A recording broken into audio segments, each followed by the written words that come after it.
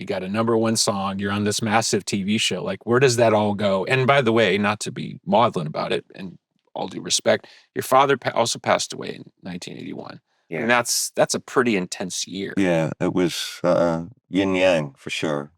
So where are you at in all this, I'm incredibly excited because the song's getting some attention. And then my brother calls up and says, you better come home. Dad's on his way out. Mm. And it's still hard for me to talk about. Well, no, it's okay.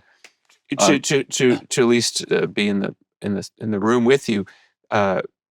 When my band was massive in '96, my mother was dying of cancer, and I was in this weird situation where I was touring and coming home to see my mom as she's withering away. So I understand the emotion of it all because I lived it. Yeah, it's very odd that things happen like that. Life is very interesting, right? It's always a mystery to me how these things kind of, because that's what I said.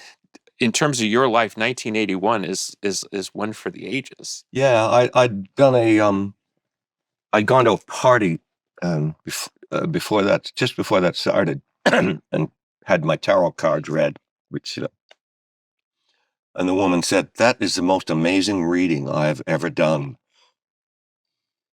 And I always had a lot of confidence in myself. Did you think she was trying to pick you up? No. I've always had a lot of faith in myself. That I knew I wouldn't have stuck it out for 10 years in America when everybody else in Australia would come over and then go home. I knew if something was going to happen. And was it just a feeling? Yeah. And it was a validation. Yeah. Okay. So maybe it's going to start now. Yeah. I mean, but yeah, I've always had a guy came to me when I was 17 years old, trying to sell me insurance at home, and introduced me to a book called Think and Grow Rich, which is by Napoleon Hill, which isn't necessarily about getting rich. It's about positive intention and positive power thinking. Right, but it's also power of positive thinking. Yeah, but it's not just Norman Vincent Peale. It's very spiritual. He talks very spiritually, and it's a very deep book. It's the Think and Grow Rich is a bullshit title because it's a really deep book, but it's also very old speak.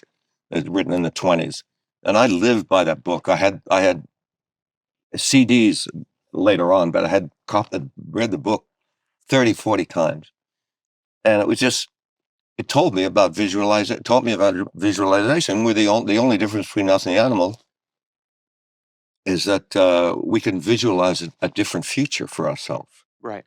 And that's what this is about. It's the whole basis of all the Tony Robbins stuff and The Secret and all of that is all based on it's the same idea. Seeing where you want to be and believing it with all your heart and soul. Okay, so to follow the thread, if you've manifested this moment, okay, how did you deal with the moment?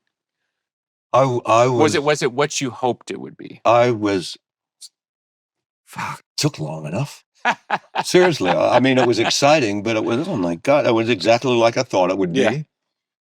The people trying to be your friends, and the girl attention, and the excitement, and the playing a riff. And I used to went and saw the Kinks when I was young, and everyone lit up, and I'm like, God, I'd love to. Yeah, I'd love to have that. And you've done it. Yeah, there it is. Yeah. So that kind of stuff. And then, my dad, I went to, my brother called me up that morning, got up and said, Dad's gone. Oh my goodness. And I had to go to General Hospital. And I said, Dad would want me to go. He wouldn't want me to shirk that. So I went. And it was brutal. I do a scene and I didn't tell anybody. I didn't want anyone to know, and then go off in the corner and I cry for a while, and then come back and do the scene. And I finally went to Gloria and said, my dad died. I got to go. And she let me off for a couple of days. So I flew home that night, and took care of it, and then came back and went back on the show.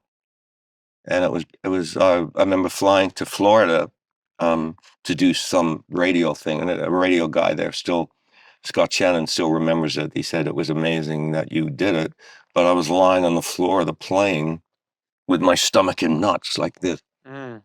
I pushed it down to try and get on with things, but Is it because obviously it's your father, but did you have a particularly close relationship? yeah, very Or close. was he your hero? Or He didn't understand my music, but Mom said he would play Working Class Dog on the record. I sent him an advance copy, and he said, "This is going to do it. This one's going to do it." Because he died twice. He died when he was 51 from blood loss of an ulcer, and they brought him back, but he'd been out for like 15 minutes, so he came back almost like as a 5-year-old kid, you know. And this is a dad that was in charge. He was a lieutenant colonel in the army, amazing human being, and so he'd sit, as he was kind of childlike toward the last like 10 years. And is it because when he was dead, yeah, but he lived, but it was something that would do with his brain? Or yeah, we had brain damage because he Okay. didn't, he was dead for like 10 minutes. So Okay. he had brain Yeah, damage yeah. from lack of oxygen. Yeah.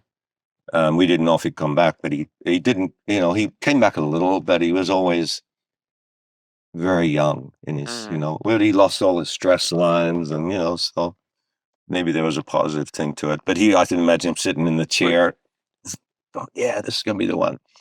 But I'm just trying to understand, and again, I'm saying it from a respectful. Yeah, I may be glossing over because of. No, what I'm saying is why do you think it still hits you so hard now? Because I shoved it down. Okay. Because you didn't deal with it then. I didn't deal with it. Is it because you were so busy and it was like, there's all the shining lights that you always wanted? Everything I'd wanted, and I felt like God was fucking with me almost. Yeah. But I also felt like I was being taken care of too. I mean, yeah, it was a very mixed bag in my head, and yeah, it still really affects me. Yeah, I get it. God bless. Yeah, because I think what's hard for almost anybody to understand is when you're standing in that moment, in this case, you're in the zeitgeist, you're on television, your record's being played, and you had put in your 10 plus years, you're aware like this moment doesn't last. Yeah, I was very aware. It's not like you just get off a train and like, hey, I'll get back on this train in a year from now. You know that train's going to be long gone on the track. And by the way, and I don't know if you were, but there's also the predatory part of the music business where they don't care what you're going through. Go talk to this radio guy, go do this interview because they need you to keep. Yep, they need you to keep producing. Yeah. And I did. I didn't have any fears about doing a second album. I know. Sophomore jinx kind of thing. I just launched. I can't imagine you would at that point because you'd been through it. Yeah. But yeah, it upsets me that I am still so upset over it. I had wrote a song called "My Father's Chair" that I still do, and it still affects me. Doing it, playing it live.